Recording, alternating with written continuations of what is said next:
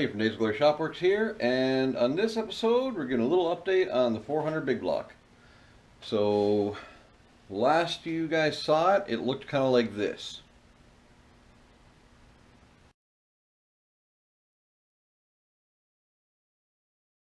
And now it looks like this.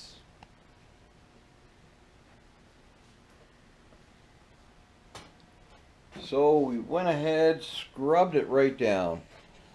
Now you guys know it's hard to clean an already assembled engine that's been ran with oils and everything leaked all over it and grime and all that jazz. But Natalie, myself, Brooke, we all took turns scrubbing away, cleaning it up, sanding the oil pan.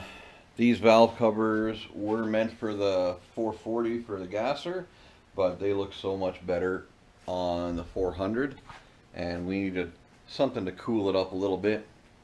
The intake manifold is a Holly Street Dominator, so short runner single plane. I've ran short runner single planes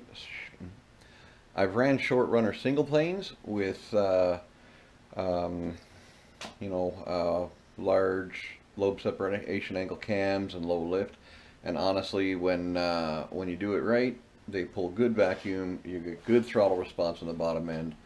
You might give up a couple of horsepower down low, but frankly, this thing will have great throttle response, and that's key on these things. Like, it's going to be peppy, the cam is nice, it's going to have some good motivation, but we're going to have drivability. We're building this thing for drivability, so Natalie can mat the gas and squeal the tires if she wants, or she can just cruise around town and enjoy peaceful, easy driving. The intake manifold had a corner broken off of it completely. So, and all the carburetor bolt holes were gacked. So I helicoiled the carburetor bolt holes and filled this with JB Weld and kind of taped a mold around it to hold it back in position of what it needed to be. When it was all said and done, we block sanded it down. I still have to clean up the surface a little bit, but we blocked it down, and the JB Weld is held really nice. I tapped it, missing a little bit of threads, but down below here the threads are really good, so I'm just going to use a longer bolt. But I gotta say, she looks pretty good. Looks like it's ready to mean business. And if anybody's asking and wondering, the latest trend right now is to paint your engine with trim clad. Trim clad orange, which is really close to Chrysler Hemi orange, I'll be honest. Like Chrysler Hemi orange has this kind of a grayish look to it, and on the competition Hemi orange, it's actually got a or like the engine block Hemi orange, there's actually like a bronze metallic in it. We don't have the bronze metallic, but this looks close enough, and we're super happy. Price wise, not too shabby at all. You buy a quart of trim clad, you can paint a couple engines with it.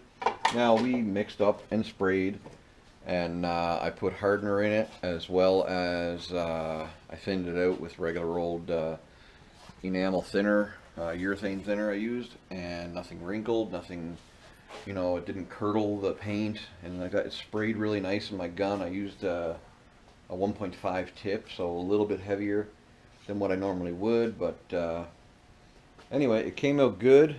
It's got a great shine to it, and it's been a good week since I painted it, maybe a week and a half, and it's still shiny. I can't rub the shine off.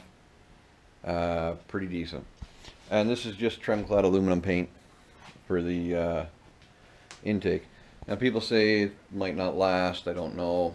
Honestly, I've seen videos showing how good it's going to last and all that jazz, and I just figured we'd try it ourselves.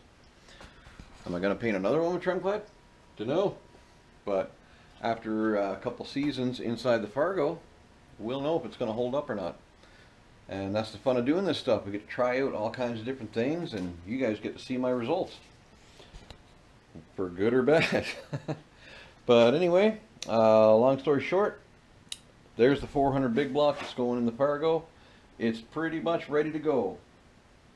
Fuel pumps on, vibration dampener, new oil filter. I filled it up part way. And the reason why is we are going to prime the oil system, but a way to help the oil system is to just fill in like till it just starts rising up to the top and then let it sit and you're done. Two reasons. One, when you put an oil filter on that's vertical, you're just going to drain out a bunch of the oil and make a big mess on the floor. I know I'm not worried about messes, but that's why I don't do it, just to lose more mess, you know, make it easier. The other reason is the bit of oil that goes in will wick around and saturate all the pleated material. The oil filters, when they're dry, it takes a few seconds for that filter material to absorb the oil. It's not instantaneous. It has to go in. It's like hitting a dry barrier, and then it saturates it and goes through. So my idea is, if I fill the filter with just so much oil, I create less mess putting it on, and it's going to wick around and it's going to work in all the pleats all on its own. And then when I actually prime the oil system, it's going to flow straight through it right away. Or if I had a dry start, put a little bit of oil in it, put it on. By the time I put the oil in the engine, we're good to go. It'll just fire up and you won't have that extra second or two of dry start, basically. Anyway, long story short, next thing I got to do, and I'll probably do it before I put the engine and transmission in, is we're missing a carburetor. So what I have for a carburetor is heavy.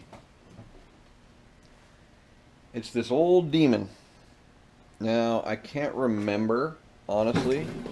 I think it's 700 or a 650 vacuum secondaries, electric choke, and it was an okay running carburetor. The early demons were good carburetors. The later model ones that got faster production, that's where they started having quality control issues.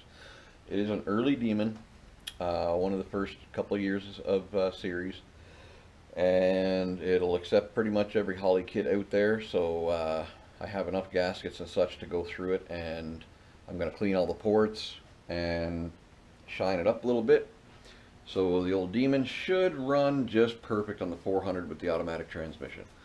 You know, I mean, if it doesn't, I do have other carburetors I can use, but kind of hoping that the demon's going to go good on there, because it kind of looks cool.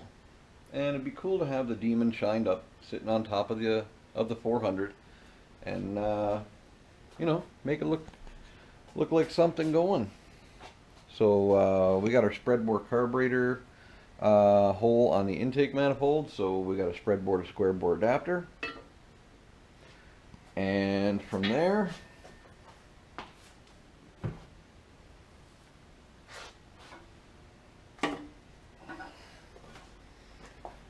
demon. As you can see, why I have to clean it up. It's been sitting around for quite a while, but all polished up. She should look pretty darn good on there. And another thing too, most of these the Holly and Edelbrock intake manifolds, honestly, even though they're made for Hollys and such, usually you still have to use a spacer anyway to get the carburetor up high enough to clear the accelerator pump bowls. Maybe not the case on this one, but it is awful close in here, so I don't want to find out the hard way. I like the spacer. I can use better gaskets that way and have more sealing area. And long story short, that's where we're at, guys. So hope you enjoy, and stay tuned, because very soon we're going to get that engine into that truck and we're going to make it fire up and run. Thanks very much. Please like, subscribe, and share. Really appreciate all your time, and I hope that we can keep on making videos and rocking and rolling. Have a good one, guys.